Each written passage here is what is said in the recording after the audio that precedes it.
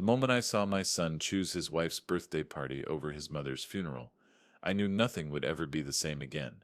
It hit me like a punch to the gut, so hard that I almost couldn't breathe. The funeral was cold. December, the kind of chill that gnaws at your bones and refuses to let go. The church was dim, the flickering candlelight casting long, mournful shadows on the old pews. The scent of incense lingered in the air, but all I could taste was the bitterness of betrayal. Before we continue, please subscribe to the channel and tell us where you're listening from. My wife, my best friend, my partner for over 30 years, lay in that casket surrounded by flowers, while my only son, was sitting in the back of the church, texting. His fingers moved across his phone like the world outside didn't exist, like his mother's last moments didn't matter. I kept telling myself that maybe it was just a momentary lapse, that he was distracted, that he was just lost in his thoughts. But as I stood there, my hands shaking as I held on to the railing by the casket, something in me cracked. He didn't look up. Not once. Not when I caught his eye. Not when the preacher said the last words of the eulogy. He was there in body, but not in spirit. And then he left. Just like that, no word, no excuse. The door swung open behind me, and I heard his footsteps fade into the distance. My chest tightened. He's gone. He walked out of that church, leaving his mother in the ground, and me alone with the truth. A part of me wanted to scream at him, chase him down, and demand an explanation, but the cold, bitter silence of the moment was louder than any words could ever be. The betrayal was complete, and I knew in my heart that it was deliberate. His actions said everything. He chose her party. He chose that over his mother's funeral. The sound of the door clicking shut echoed through the church like a death knell. I wanted to collapse, to scream, to ask why. Why didn't he care? Why didn't he love her the way I did? But I couldn't. Not there, not now, not in front of everyone who still believed in family, in loyalty. I looked at my daughter sitting quietly in the front row. She met my gaze, and there was something in her eyes that told me she knew. She didn't say a word, but the pain mirrored in her expression was enough. At least she was still here, still loyal.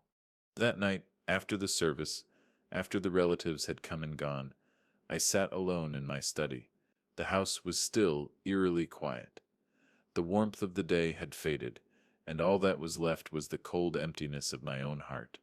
The whiskey bottle trembled in my hand as I poured the drink. The amber liquid swirled in my glass, but it couldn't dull the sharpness of the ache. I stood there for a long moment, staring out the window. How had it come to this? I couldn't stop thinking about what my son had done.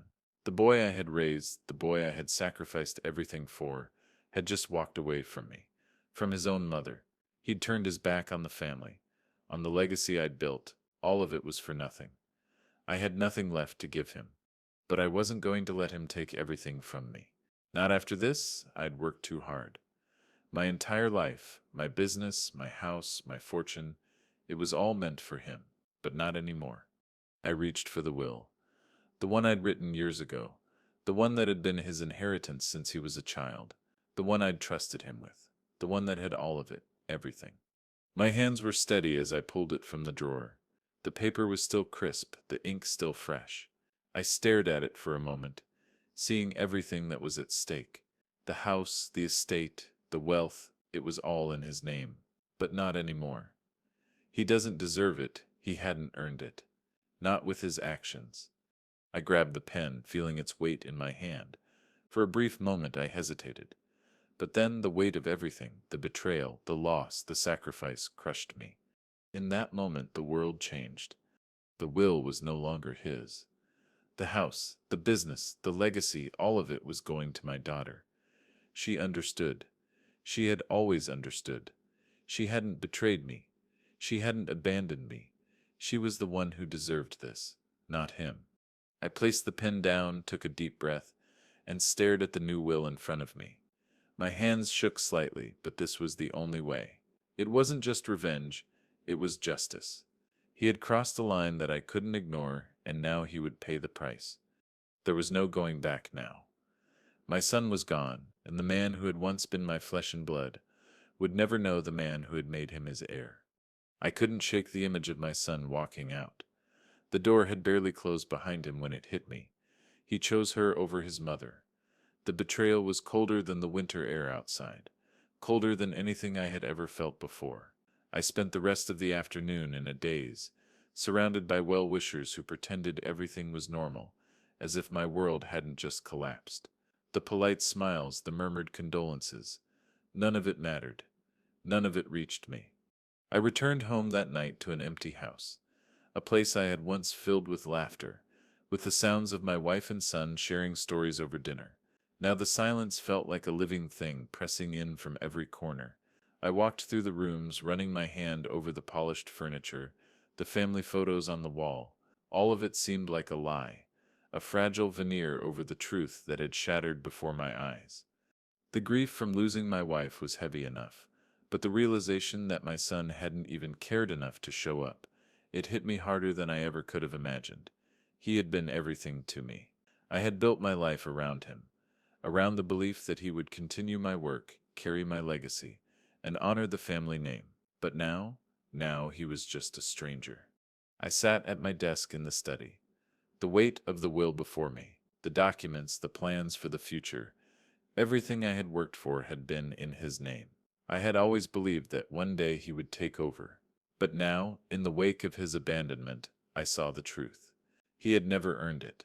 He didn't deserve it. I couldn't bear to look at the old family photos on the desk.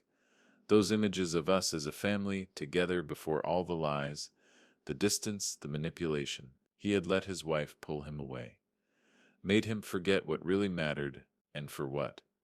To keep up appearances, to live in luxury at the expense of everything we had built.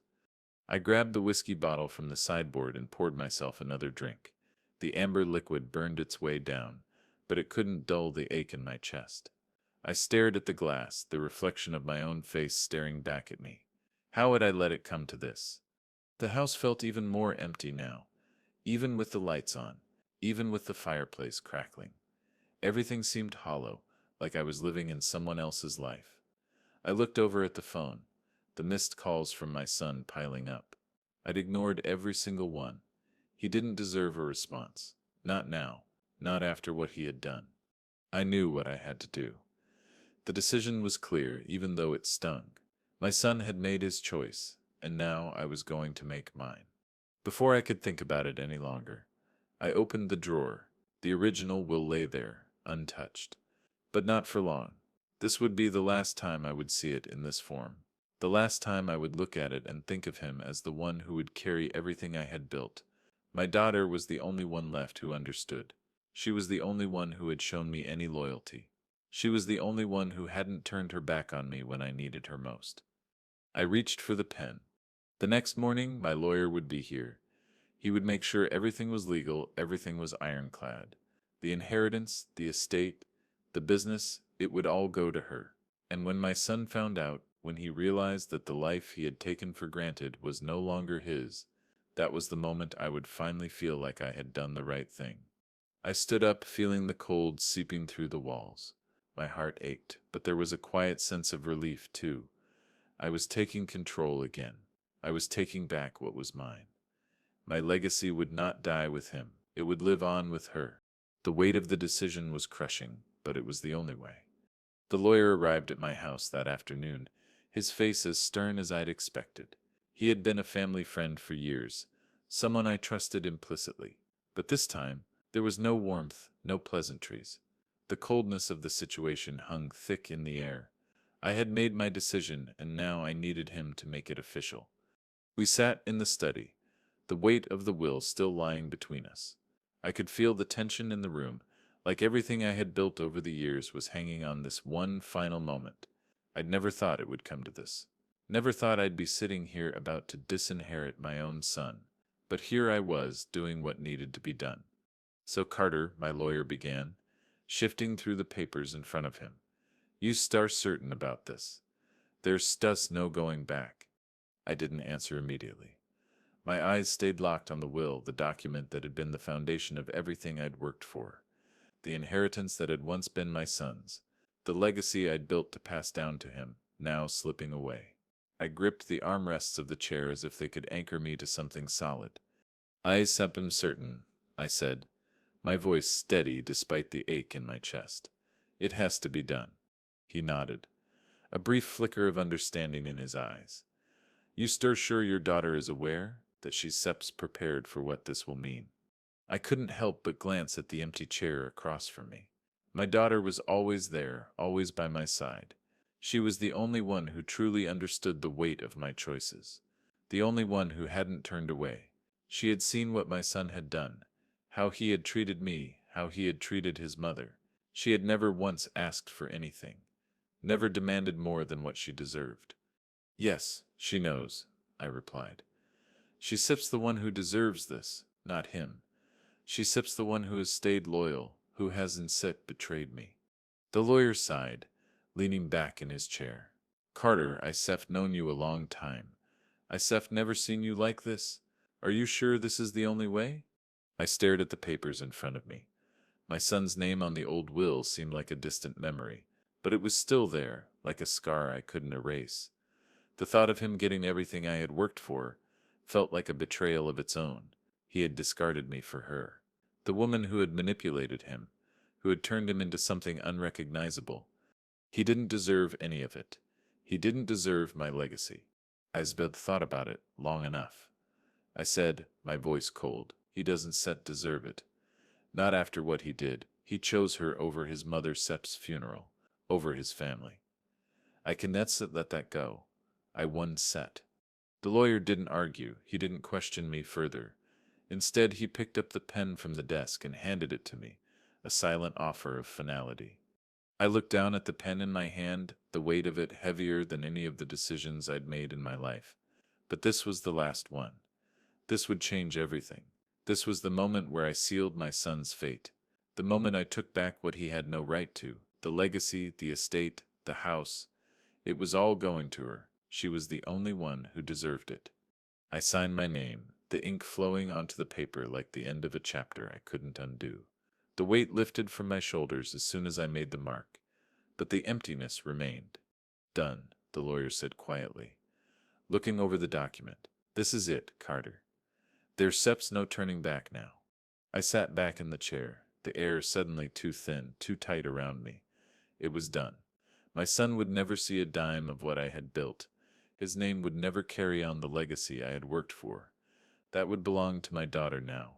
She was the only one who had stayed by me, the only one who understood what loyalty meant. I looked at the lawyer again, meeting his gaze. He could see the pain in my eyes, the sorrow that came with every decision I'd made. But he said nothing. He didn't need to. The room was heavy with unspoken words. I'll have this filed with the courts, the lawyer said, standing up. Everything will be official. I nodded, barely hearing his words. My mind was elsewhere. My heart was elsewhere. My son, he had crossed a line, and there was no going back. The thought of him finding out, the moment he realized everything had been taken from him, was the only thing that kept me moving forward. I had done what was necessary. It was justice. It was the only way. I didn't hear from him for a while after the will was signed. My son, the boy who once filled this house with life, had become a shadow in my mind. His absence was deafening. It should have felt like a relief, the calm after the storm, but it didn't. The silence was a reminder of what I had done, what I had to do. Days passed, then weeks. My daughter, ever loyal, never once questioned me. She stayed close, always by my side, offering support in the most subtle of ways. She didn't need to say anything. I could see it in her eyes, the understanding, the quiet strength she had always had. She was the only one who mattered now. The house felt different. Cold, empty, but strangely right. Every room I passed, I could almost hear echoes of my son, his footsteps on the hardwood floors, his careless laughter bouncing off the walls. But now there was nothing, nothing but the cold hum of silence, and the distant clink of glasses as I poured my drink, night after night. My son, though, he was still out there, still trying to get his hands on what he thought was his birthright. I knew it would only be a matter of time before he started asking questions. It's funny, really. He never thought it would come to this. He thought he had it all figured out, that his entitlement would get him everything, no matter what. He hadn't even bothered to ask me about the will. about the changes. He assumed he still had a claim, a place in my life, but it was only a matter of time before the truth would hit him like a freight train, and when it did, I would be ready. I had already begun the process of securing everything, every document, every asset. My lawyer had been discreet, but the changes were irreversible. The estate was locked away, the will filed, and now it was time for the real game to begin. I watched him from the shadows, from the distance. His calls came more frequently, more desperate. At first they were casual, as though he hadn't noticed anything unusual. He asked how I was, how the business was doing, how my health was. But then the questions became pointed. Where's the will? What's going on with the estate? He started asking questions that he knew I wouldn't answer. I ignored his calls, every single one. I knew he'd be frustrated, confused, maybe even a little scared. The thought made a bitter smile tug at my lips. He was too arrogant, too sure that everything was still his. But he had no idea what was coming. At the same time, I couldn't help but feel a little guilty. I had raised him, after all. He was my flesh and blood, my son. I wanted to believe that he was capable of redemption, that somehow he would see the light and understand why I had done what I did. But then I remembered the look in his eyes at the funeral, the way he had abandoned me when I needed him most, the way he had chosen her over his own mother's death. No, he would never understand. I began to hear rumors, whispers about his behavior, about how he was starting to feel the pressure. There were murmurs among the staff at the company, even at the bank, where he'd tried to get information about the will. He thought he could still influence things from the shadows. But the more he tried, the further he fell into his own trap. His arrogance was his downfall. I could almost hear his voice in my head, demanding things that no longer belonged to him. "It's my birthright," he would say. "I deserve it. It's mine." He truly believed that everything I had built was his to take, without ever earning it. He was wrong. I waited, and when the time came, I knew what I had to do. I got the first real indication that things were falling apart when he called my lawyer. He was trying to go over my head to find a way to force his way back into the will, back into the family estate. He didn't understand the strength of my resolve, the depth of my betrayal. The lawyer called me later that day, sounding cautious, almost apologetic. He's persistent, my lawyer said. He's asked about the estate, about the changes. He's not giving up. I chuckled bitterly. Let him keep asking. He doesn't even know how deep the hole he's dug himself is. The lawyer didn't respond right away, and for a moment I thought he might argue, might try to talk me down. But then I heard him shift as though he had come to terms with it. "I'd still make sure the documents stay secure," he said. "You don't have to worry about him." I leaned back in my chair, staring at the fireplace, feeling the warmth against my skin. My son had no idea what was happening, but that didn't matter. This was bigger than him now. This was about justice. This was about restoring the balance he had tipped in his greed. Made my decision, and now I was in control. I glanced at the clock. It was time. My son was going to realize soon enough that his plans had failed, and that the will, the legacy, the life he had always expected to inherit, would be lost to him forever.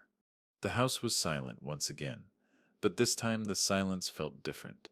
It was the calm before the storm.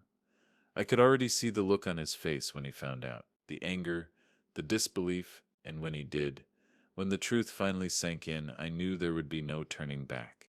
The first sign that my son was starting to panic came when I overheard a conversation he had with his lawyer. I had taken to listening in on his calls, just to stay ahead of him. I knew that he would never give up, that his entitlement would drive him to do whatever it took to get what he thought was his. The sound of his voice, laced with frustration and desperation, echoed through the quiet house, as I sat just outside the door, barely breathing. "I don't understand," I heard him say, his voice sharp with anger. "How can my father just change the will? He's trying to cut me out completely. It's not right." I could feel the tightness in my chest as I listened. There it was, the realization that his world was crumbling. He didn't know it yet, but everything he had worked toward was slipping through his fingers. The life he had envisioned for himself, the inheritance he had assumed was a given, was gone. "Your father has every right to change his will," the lawyer replied, his voice calm but professional. "It's Sep's his decision. But if you believe there's something improper, we can investigate. We can try to challenge the changes." My son Sep's voice rose in frustration. "I Sept tried everything. I Sept called him, texted him, but he Sep's not answering. What do I do now? I need that money. I deserve it." The anger in his voice made my hands clench into fists. The audacity, the sense of entitlement that still dripped from his every word. He believed it was still his. He thought the world would bend to his will because he was my son, because he had been groomed to believe that everything was owed to him. But not anymore. I let the silence hang in the air for a long moment before speaking, my voice cool and composed when I finally picked up the phone. "Let him keep trying," I muttered, more to myself than anyone else. "He has not even begun to realize how much he Seps already lost." My lawyer had always known I was calculating, that I wouldn't make rash decisions. But this was different. I had been methodical. Every move, every word I had spoken to my son in the past few months had been a calculated step toward the end game. I wasn't angry anymore. Anger wasn't going to fix this. What I felt now was something colder, something far more final, resolution. I hung up the phone and took a deep breath. The feeling of control was exhilarating. I had lived in the shadow of my son's behavior for too long, convinced myself that maybe, just maybe, he would change. But now, there was no doubt. He had shown me exactly who he was, and now I was going to make sure he understood the consequences of his choices. A few days later, the first official notice came through. My son had filed a petition to contest the will. I wasn't surprised. I had expected it. He didn't know that the moment he made that decision, he had already lost. I sat at my desk, reading the document, the words on the page blurring slightly as I ran my fingers across the edges. He thought he could challenge me, that his claims would make a difference. But the documents were airtight. The evidence of his betrayal was stacked against him. He had no idea how tightly I had locked everything down. His petition was filed, but there was no legal ground to stand on. The will had been changed properly, legally, and the estate had been locked in place long before he ever thought he could get his hands on it. But I knew this was just the beginning. The more desperate he became, the harder he would fight, and the more I would have to watch him unravel. I sat there for hours just thinking about how far I had come, how far he had fallen. It felt good to be in control again, to feel like I was finally taking back what was rightfully mine. I had spent so long being the provider, the protector, the one who kept everything together, and now I was the one calling the shots. My son had no idea what he was up against. By the time the hearing was set, the damage had already been done. The legal teams on both sides had prepared for a long, drawn-out battle. But I knew the truth. I knew that my son's greed would be his undoing. I knew that the moment he tried to step into the ring with me, he was already outmatched. As the day of the hearing drew closer, I began to feel a strange calm. I had done everything I could to make sure the outcome was inevitable. I had already won long before we ever set foot in the courtroom. The only thing left to do was wait for the inevitable collapse, for him to realize that everything he thought he could take was already beyond his reach. I saw his attempts to reach out grow more frantic, more desperate, texts, emails, even handwritten letters pleading for an explanation, for answers. But I refused to respond. Every message he sent, every phone call he made, only pushed him further from the truth. The longer he tried to worm his way back into my life, the more damage he did to his case. My daughter had never once wavered. She stood by my side in silence, her support unspoken but unwavering. She knew she understood. This was about more than money. It was about respect, about loyalty, about honoring the family name, and in that moment I knew I had made the right choice. The countdown had begun. The game was set, and when the time came, my son would finally see that I had already won. The days leading up to the hearing felt like a slow burn. My son, still completely unaware of the depth of his defeat, had become increasingly frantic. His lawyer called more often, asking for updates, asking for me to reconsider.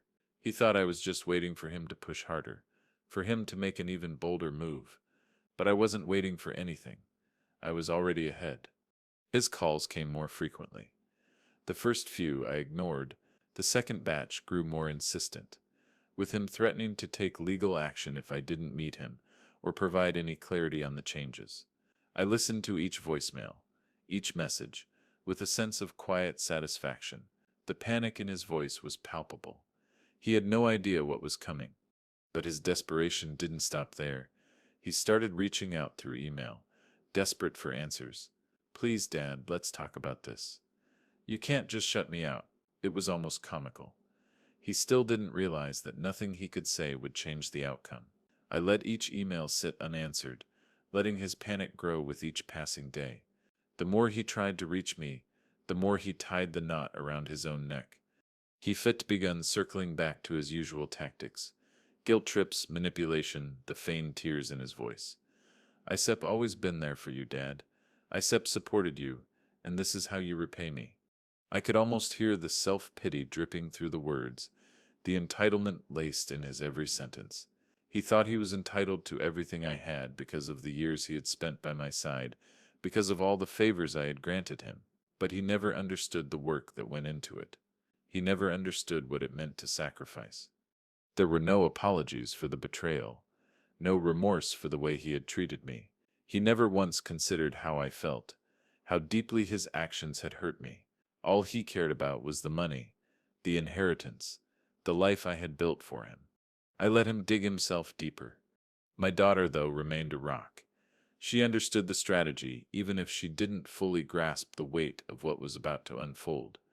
She didn't speak about it much, but I could see it in her eyes. Her loyalty was unwavering.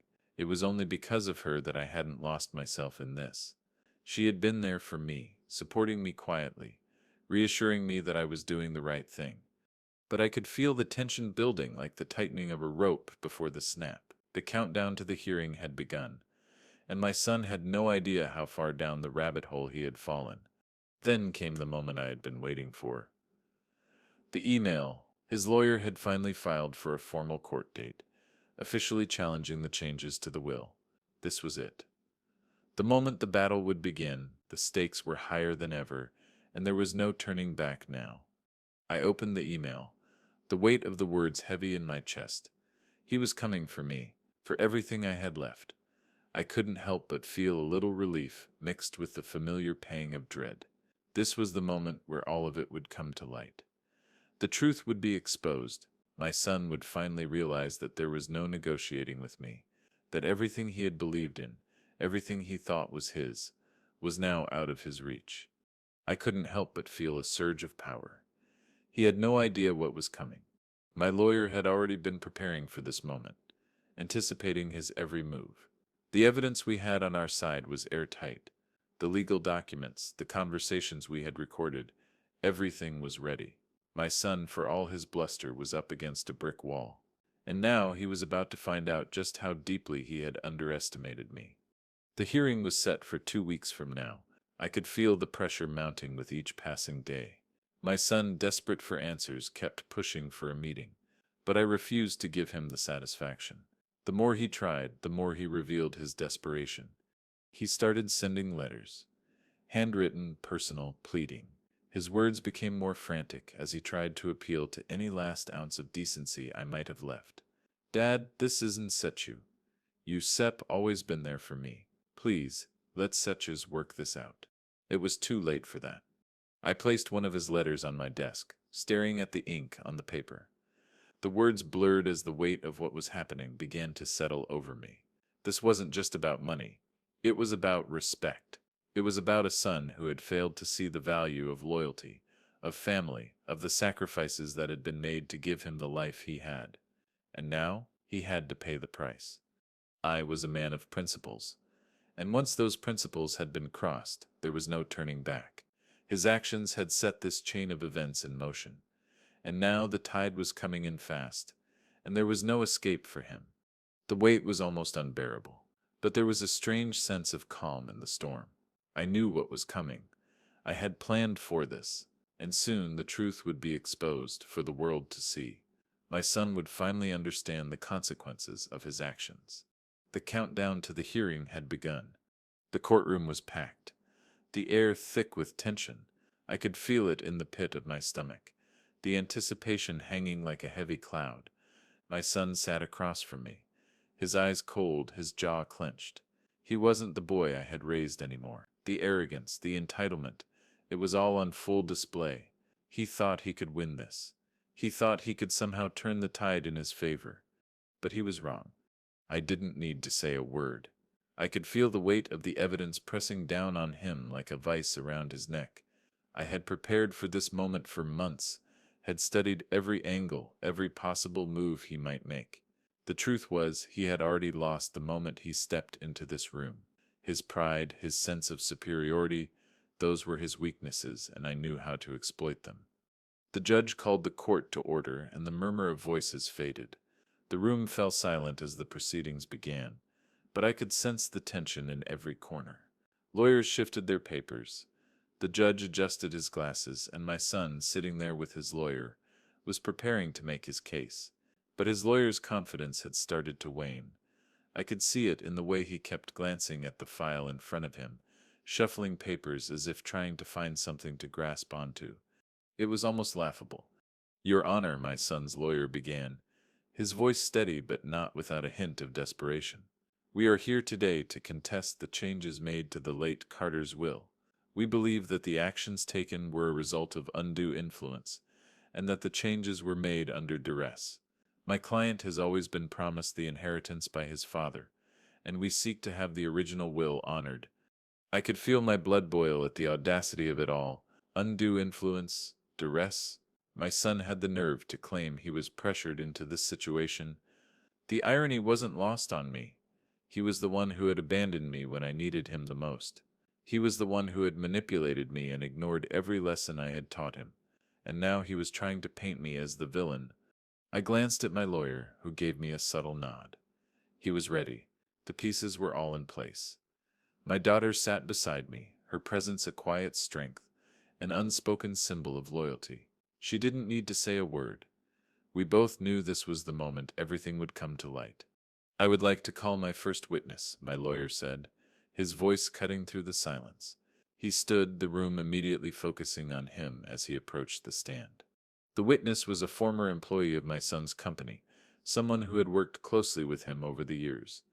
The witness had seen firsthand the kind of man my son had become, the man who thought the world owed him everything, the man who had taken advantage of every opportunity, only to turn his back when things got tough.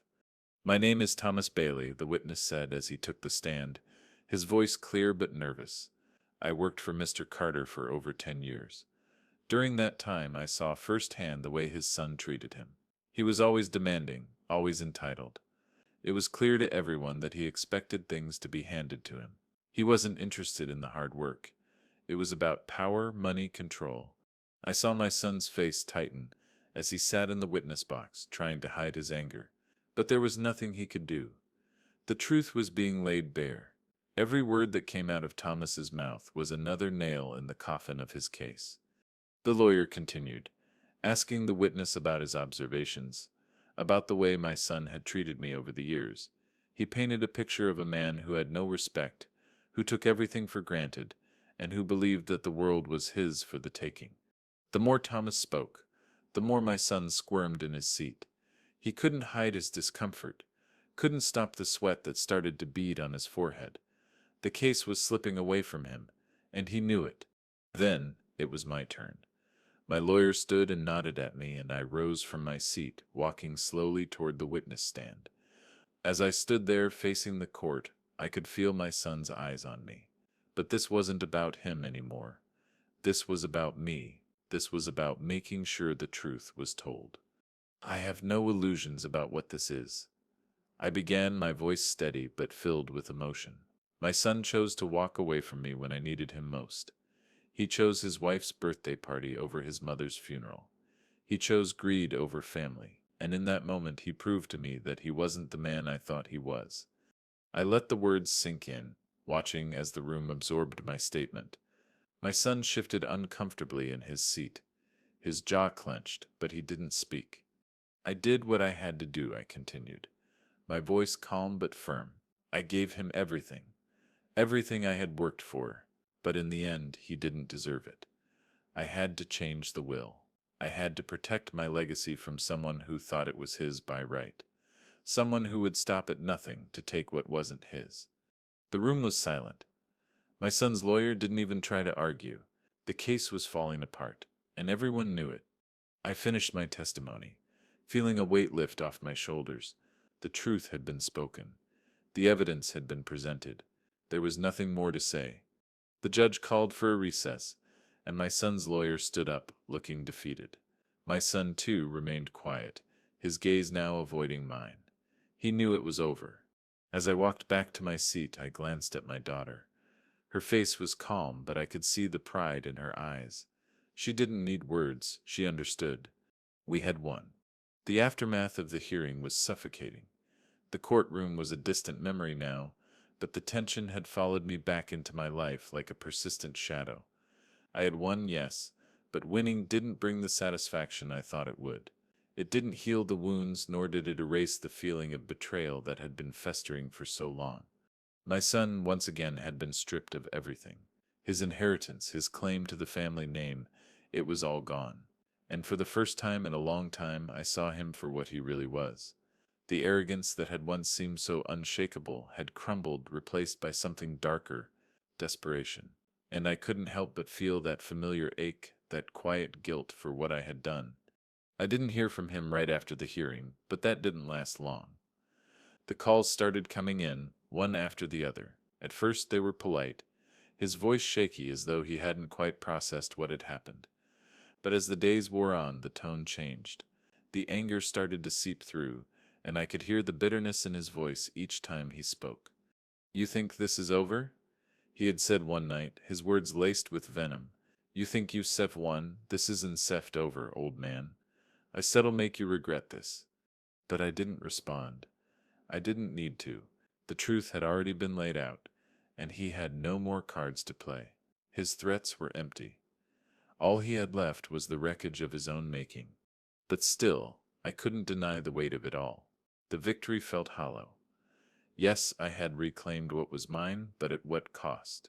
My son was gone, really gone, and that emptiness couldn't be filled with money, with property, with the legacy I had fought so hard to protect.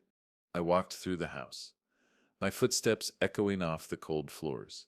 The rooms that once felt like home now seemed more like a museum, frozen in time, reminders of everything I had lost. The pictures on the walls, the furniture that had once been full of life, were all just ghosts now. My daughter remained steadfast by my side, never questioning the decisions I had made. She was the one who truly understood. She was the one who saw the pain I was going through, but also the necessity of what had been done. She knew the toll this battle had taken on me, and the price I had paid to ensure our family's legacy was preserved. I remember the night we sat in the living room, the fire crackling in the background, and she looked at me with that same quiet understanding she always had. She didn't say anything, but her presence was enough. It always had been. The next few weeks were filled with the quiet shuffle of legal paperwork. The estate was officially in her name now, and I knew that the business would thrive under her leadership. She had the head for it, the determination. But as I watched her, I realized something. I hadn't just lost my son. I had lost a future that I had spent my entire life building. I hadn't thought about the future, my future, until it was too late. All the years of hard work, of sacrifice, had been for what? So I could leave it all to a son who couldn't even be bothered to show up at his mother's funeral. So I could give everything I had to someone who saw me as nothing more than a stepping stone. I had given him everything, and in return he had stolen my peace, my happiness, my family. But as the days wore on, I began to see it differently. My daughter had always been the one who truly understood the value of what I had built. She didn't want the wealth for the sake of it. She wanted to honor the legacy, and that, in the end, was enough. My son, though, he would never understand. He would never know the weight of what it meant to truly earn something, to sacrifice for something bigger than yourself.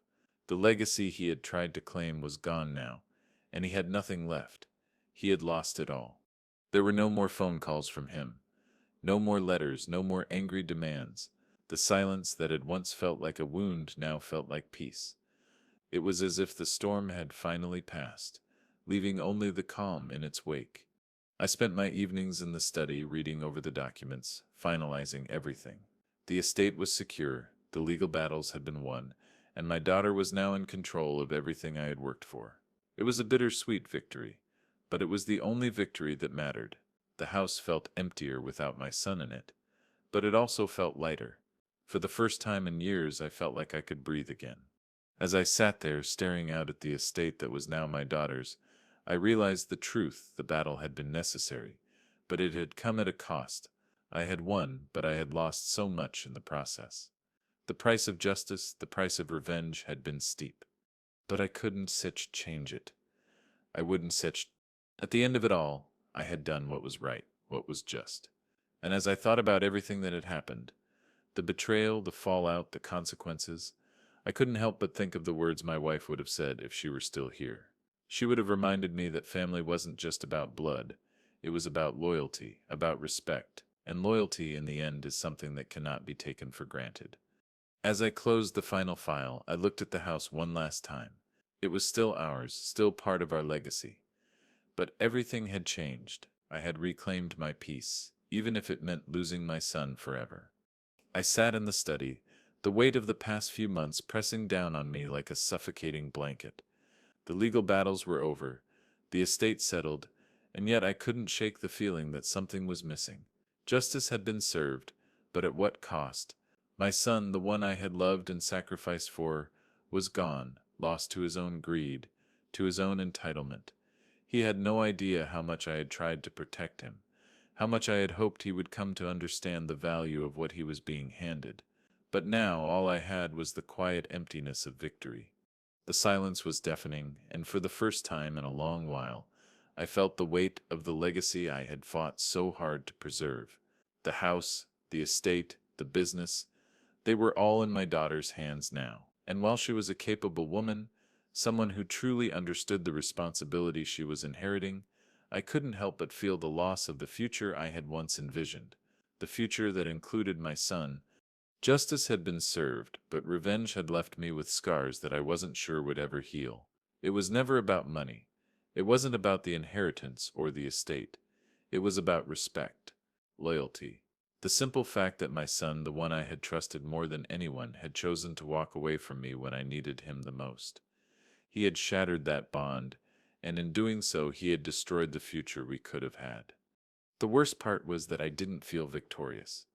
There was no satisfaction in seeing him fall, no sense of relief in knowing that the legacy I had built would be passed down to someone who actually valued it. It didn't erase the pain of betrayal. It didn't bring my wife back, and it certainly didn't bring my son back. I ran my hand over the desk, the cold wood under my fingers grounding me, but it couldn't stop the tide of memories that flooded my mind. I remembered the day he was born, the day I first held him in my arms. I remembered his first steps, his first words, and the way he looked up at me with that wide-eyed trust. I had given him everything I had, poured all my love and energy into making him who he was. And for what? So he could turn his back on me when it mattered most. No. The truth was, he had never appreciated what I had done for him. He had taken it all for granted, assumed that everything would always be there for him. And when it wasn't, when the rug was pulled out from under him, he couldn't handle it.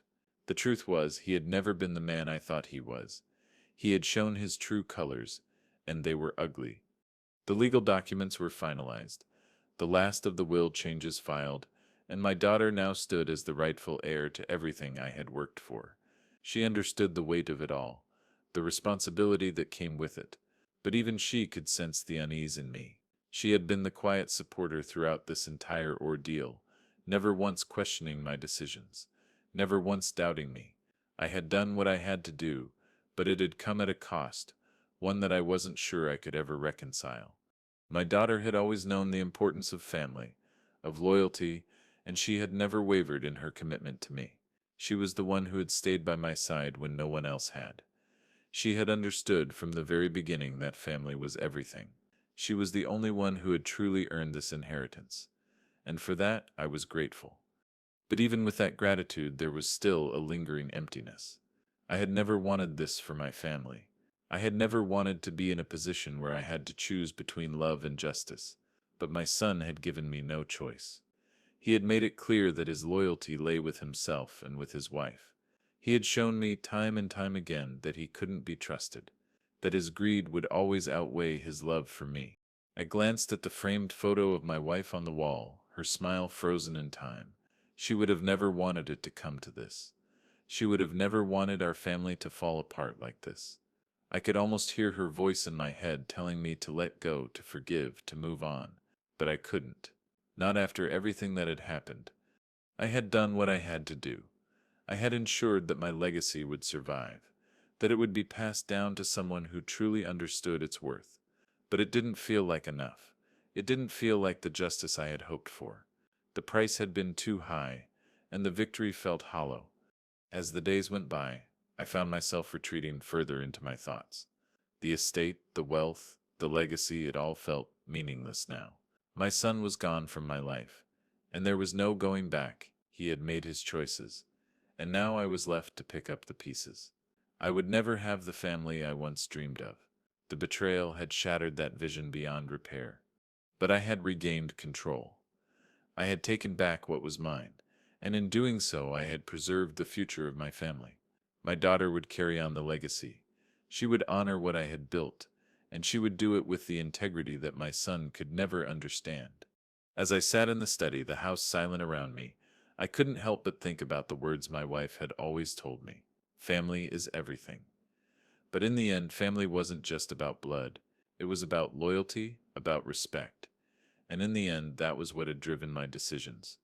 I had done what was right, even if it meant losing everything I thought mattered. The justice I had fought for had been served, but the cost had been too high. Looking out over the estate, I felt the weight of everything settle into my bones. The land, the house, the legacy, everything I had built, all the years of hard work and sacrifice, now belonged to her. My daughter, the only one who had stood by me when everything else fell apart. She deserved it. She was the one who understood what it meant to carry the family name forward. She was the one who had earned this.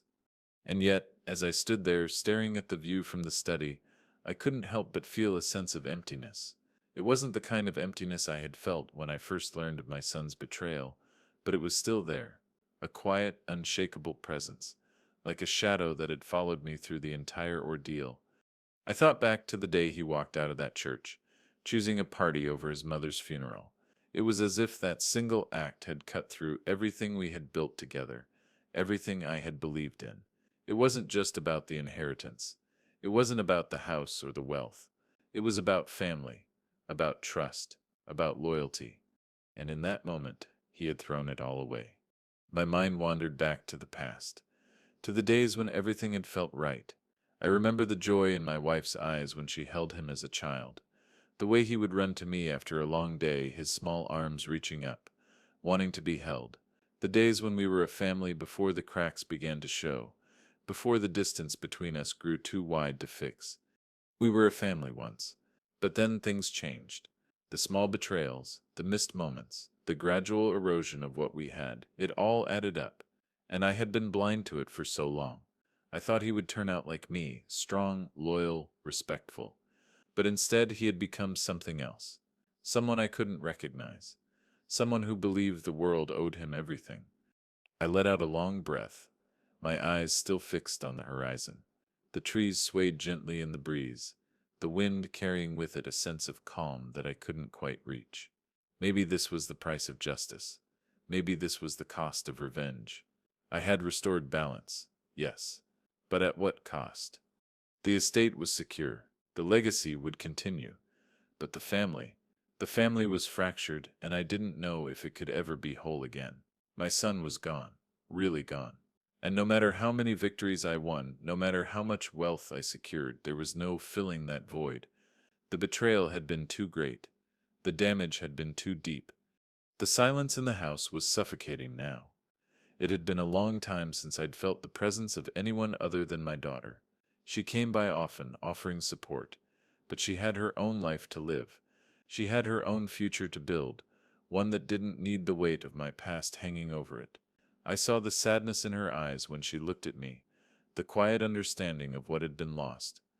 It wasn't just my son who had lost everything. I had lost too. I had lost the family, I thought I would have. The son who would carry on my name, the son who would take over the business, the son who would stand by my side, but in the end he had chosen to betray everything we had worked for. He had chosen to betray me. But that was the price of justice. The price of doing what was right. It didn't feel like victory. It felt like an empty, hollow shell of what I had once hoped for. I turned away from the window, walking back to my desk. The papers were still there, the final documents that had sealed everything. The business, the estate, the future, all of it now belonged to my daughter. I had done what I had to do, and I had done it for her. But in the quiet of that room, as I stared at the papers that had changed everything, I couldn't help but wonder if it was worth it. Was it worth losing my son? Was it worth breaking the family apart? Was it worth this emptiness that now sat in the pit of my stomach? Maybe in the end there was no right answer. There was no easy way to reconcile what I had done with what I had lost. But I knew one thing for certain. I had done what was necessary, and that in the end had to be enough. I sat down at my desk, feeling the weight of the world press down on me. The quiet was almost unbearable, but it was all I had left. The legacy, the wealth, the house. It would all go to my daughter, and in time it would become her burden to bear. But for now, in this moment, it was mine to carry, and I would carry it with the knowledge that I had done what was right, even if the cost had been higher than I ever expected. It was a quiet evening when I realized it was time to let go. The estate, now completely in my daughter's hands, felt empty. The weight of the past few months had settled in, leaving a heaviness that I couldn't shake. My son's absence loomed like a specter, his betrayal still fresh in my mind. Even with everything I had fought for, with the victory that should have felt like a triumph, I felt lost. There was no satisfaction in winning this battle, only an overwhelming emptiness that I couldn't escape. I sat in the garden, the wind rustling the leaves, a slow, rhythmic sound that matched the tempo of my thoughts. The house was still and silent, almost as if it too was mourning. My daughter had been busy with the estate, handling everything with the grace I had always known she had. She had proven herself worthy of the inheritance. She had proven herself worthy of carrying on our name, our legacy. But I couldn't shake the thought of my son. Even now, after everything, after the will had been changed, after his name had been erased from the future I had envisioned, I still thought of him, the boy I had raised, the boy I had loved, even when he no longer seemed to care about me. I had thought, in the beginning, that revenge would bring relief, that justice would heal the wound his betrayal had left in me. But now, all these months later, I saw the truth. Revenge had never been about making things right. It had been about filling a void, and it had failed. There was no satisfying the emptiness inside me. I stood up, walking slowly toward the old oak tree near the edge of the garden.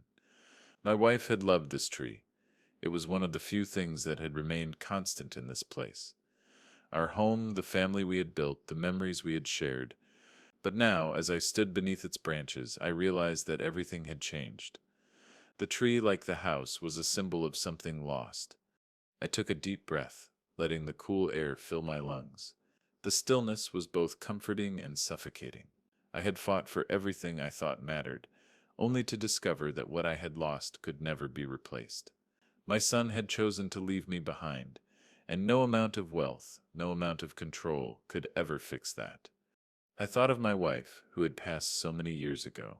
She would have understood. She would have told me to let go, to forgive, to find peace. But peace felt impossible. The damage was done. The rift between us could never be repaired. I walked back to the house. My steps slower now, heavier. The weight of my actions settled on my shoulders, and I couldn't help but wonder if it had been worth it. I had given my son everything, and he had thrown it all away. But what had I really gained? What had I won? My daughter was inside, working through the final details of the estate. She had grown into a woman I could be proud of. I had always known she had the strength to handle this, but even with that knowledge, I still felt a pang of sadness. She was my future now, the family legacy, the business, the wealth. It would be hers to carry forward. But the future I had imagined, the one that included both of my children, had been shattered. I sat in my study, the room that had once been filled with plans, with ambition, now feeling empty. The silence was deafening. The papers were all filed, the legal battles won, but none of it felt like enough. It never would be. And then my daughter came into the room. She didn't say anything at first, just stood in the doorway watching me. I could see the concern in her eyes, the weight of everything she had inherited, and for the first time I realized just how much she had taken on. "You don't better have to carry this alone, Dad," she said quietly, her voice soft. "I is stum here." I looked up at her, my heart heavy. She was all I had left. The one person who still cared, who still believed in family. She had stayed by my side when everything else had fallen apart, when my son had walked away. She was my only family now. I nodded, unable to speak. The emotions were too raw, too overwhelming. But in that moment, I understood something. She was the future. She was the one who would carry on everything I had fought for. She was the one who would build something new, something that wasn't tainted by betrayal, by loss. I stood up and walked over to her, pulling her into an embrace. I didn't say anything. Words weren't needed. The weight of everything we had been through, everything we had lost, was felt in that single quiet moment. She was my legacy now. The future was in her hands. As I pulled away, I looked at her one last time. "I've done all I can," I said, my voice thick with emotion. "Now, it's up to you." She nodded, her eyes filled with the same determination I had seen in her all these years. The same strength that had never wavered, even when everything else had. "I once said to let you down, Dad. I promise." And as she left the room, the weight of my past settled one last time. I had done what I could to protect my family, to preserve the legacy I had worked for, but in the end it was her who would carry it forward. And maybe, just maybe, that was enough. The days that followed felt like the slow turning of a page, each moment carrying the weight of everything that had happened. I had gone through the motions, signed the final documents, sealed the estate, and handed over control to my daughter. There was nothing left to do. The fight was over. The legacy, my legacy, was secured in her hands. Yet, for all the relief that came with it, there was a lingering sadness that refused to leave. My son's absence, his betrayal, hung over everything like a dark cloud. I thought, once the battle was won, the peace would return. But it didn't. The victory felt fleeting, like a brief flicker of light before the darkness closed in again.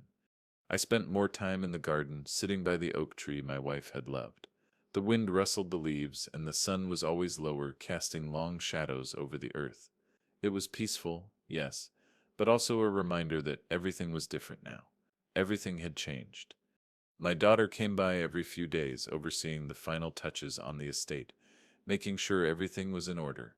She was determined to make it her own, to carry the weight of what had been left behind with grace and strength. But I could see the toll it was taking on her. She didn't say much, but I knew. She had inherited more than just wealth.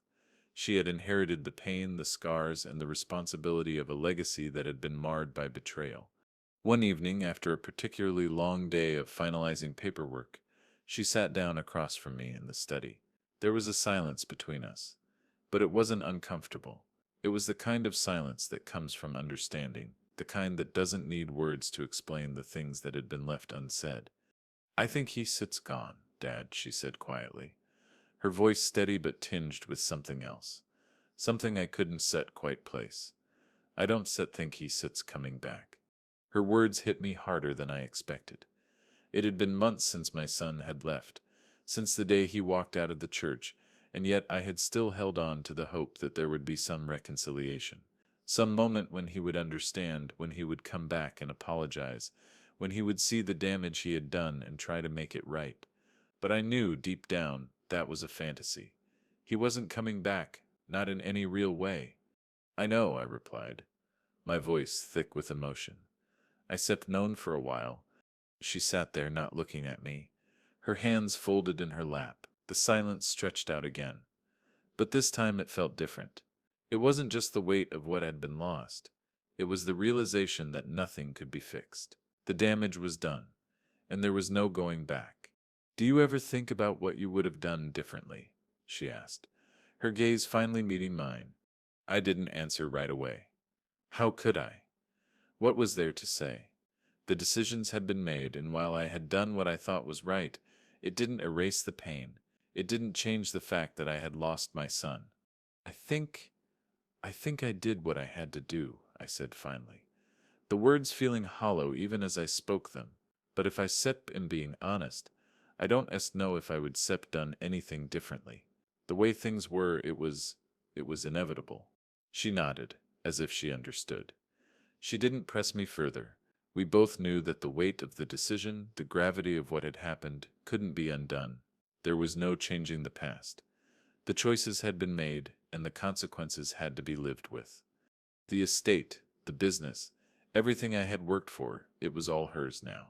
And while I knew she would take care of it, while I had complete faith in her abilities, there was a part of me that still longed for the way things used to be. For the family I had envisioned, for my son, for all the dreams I had had of him taking over, carrying on the legacy.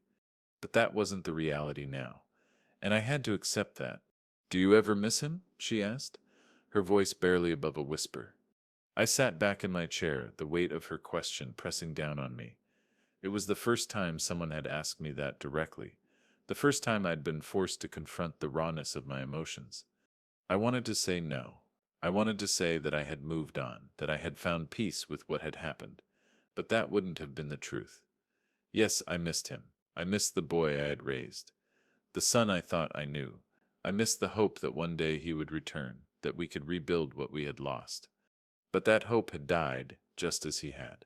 And while the love I had for him would never go away, the bitterness, the betrayal would never fully fade either. "I miss who he used to be," I finally said, my voice cracking.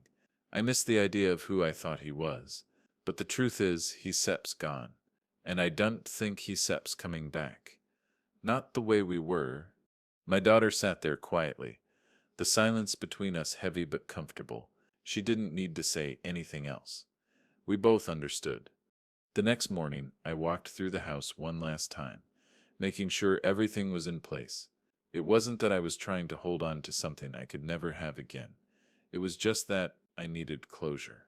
I needed to know that I had done everything I could, that I had made the right decisions.